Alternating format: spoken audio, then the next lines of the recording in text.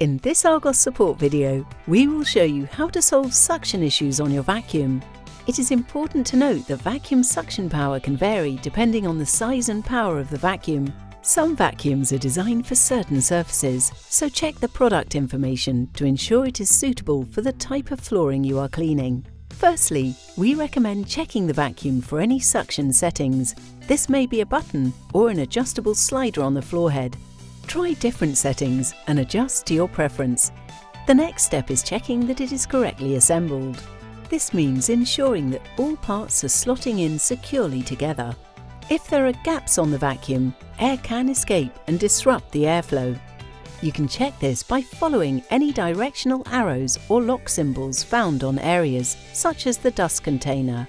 If the vacuum uses a filter, you should check for dirt and debris, as dirt will disrupt the airflow.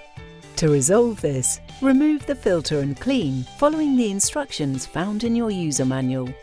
In most cases, the filter can be rinsed under running water to clean and then dried thoroughly before refitting.